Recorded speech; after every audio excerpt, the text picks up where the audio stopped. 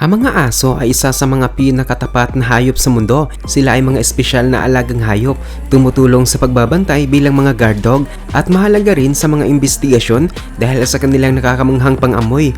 Meron ding iba't ibang uri ng aso na kilala sa kanilang likas at napakalakas na pwersa ng kagat. Ang mga asong ito ay mataas ang kakayahan at maaaring gamitin sa iba't ibang gawain. Kaya sa video ito, pag-uusapan natin ang pinakamalalakas na aso sa mundo. Una sa ating listahan ay ang Kangal. Ang Kangal ay isang lahi ng aso na karaniwang matatagpuan sa Turkey at kilala sa kakayahan nitong magbantay laban sa mga mababangis na hayop. Meron itong malalaking ulo, malalapad na tenga at kulot na buntot. Ang katawan nito ay kulay abo at natatakpan ng makapal na dobleng balahibo.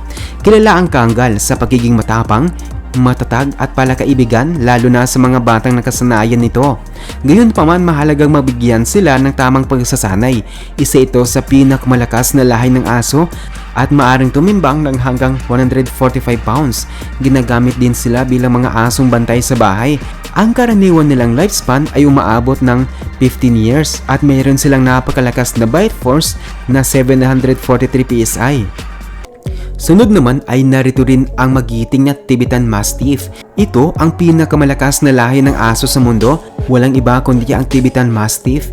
Itinuturing ito ng marami bilang isa sa pinakamalalakas na aso sa buong mundo. Meron silang napakalaki at matipunong katawan na natatakpan ng makapal na itim at kayumangging balahibo. Kailangan ng Tibetan Mastiff ng regular na ehersisyo upang mapanatili ang magandang kondisyon ng kanilang katawan. Maaari silang tumimbang ng hanggang 150 pounds. Ang karaniwan nilang lifespan ay umaabot ng 12 years at meron silang bite force na 556 PSI. Sunod naman ay ang Dogo Argentino.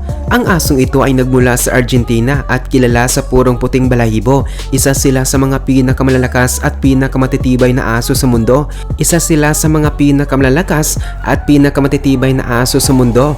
Malaki ang Dogo Argentino at karaniwang ginagamit sa pangangaso ng puma at baboy ramo. Kilala rin sila sa kanilang tapang at magandang pangangatuan. Ang lahing ito ay kaya maglakbay ng malalayong distansya dahil sa mataas nitong tibay ng katawan. Sila ay kalmado, masayahin at maaaring tumimbang ng hanggang 100 pounds.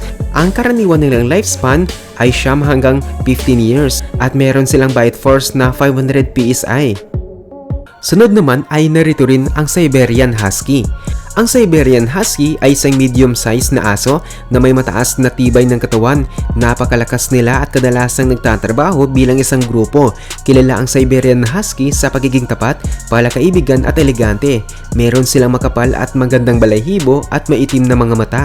Dahil sa kanilang lakas, ginagamit din sila sa paghila ng may bibigat na karga sa iba't ibang bahagi ng mundo. Mahusay din sila sa weight pulling at mga karera. Ang karaniwan nilang lifespan ay 12 hanggang 14 years. Maaari silang tumimbang hanggang 60 pounds at meron silang bite force na 320 PSI. Sunod naman ay pag-uusapan natin ang American Pit Bull Terrier. Napakalakas na mga asong ito kaya madalas silang ginagamit sa mga weight pulling competition. Meron silang matipunong katawan na natatakpan ng makapal na balahibo. Mabilis silang matuto at maaaring maging napakabuting kasama. Kapag mahusay na na-train, maaari silang tumimbang ng hanggang 70 pounds at may lifespan na 12 hanggang 16 years at meron silang bite force na 235 PSI. Sunod naman ay pag-uusapan natin ang Caucasian Ovcharka. Ang Caucasian Ovcharka ay kabilang sa mga pinakamalalakas na lahi ng aso sa mundo.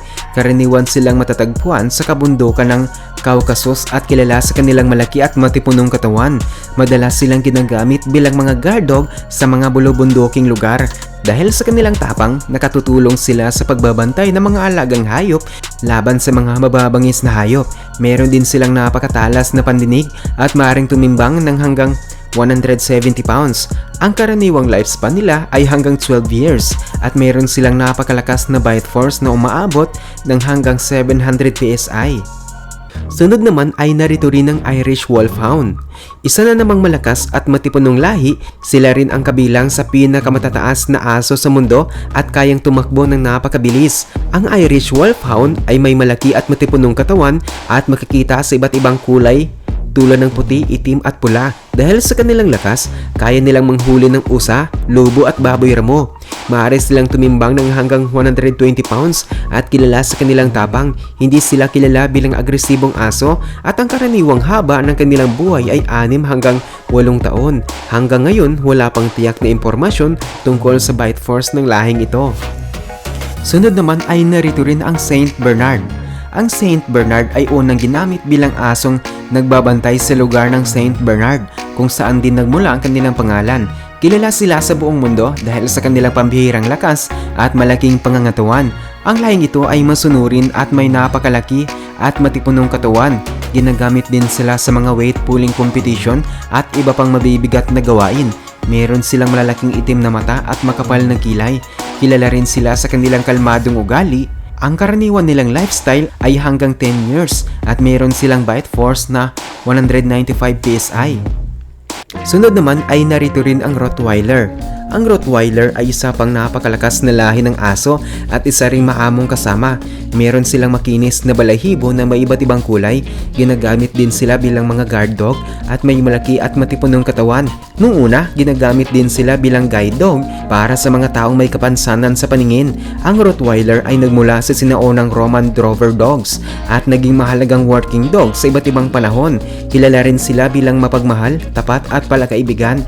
Maaari silang tumimbang hanggang 135 pounds at may lifespan na hanggang 10 taon at meron silang bite force na 328 PSI. Sunod naman ay narito rin ang Rhodesian Ridgeback. Ang Rhodesian Ridgeback ay kilala sa lakas at tibay ng katawan. Isa itong all-purpose dog na kadalasang ginagamit sa pagsubaybay ng mga hayop at iba pang gawain sa labas. Napakabilis at malakas ng lahing ito kaya ginagamit din sa iba't ibang uri ng karera. Karaniwan silang may kulay na parang trigo o wet colored coat at kayumangging ilong. Ang Rhodesian Ridgeback ay isa ring mahusay na asong kasama sa bahay at kilala sa lakas at mataas na stamina. Sila ay mapagmahal at palakaibigan at maaaring tumimbang ng hanggang 85 pounds at meron silang bite force na 224 PSI.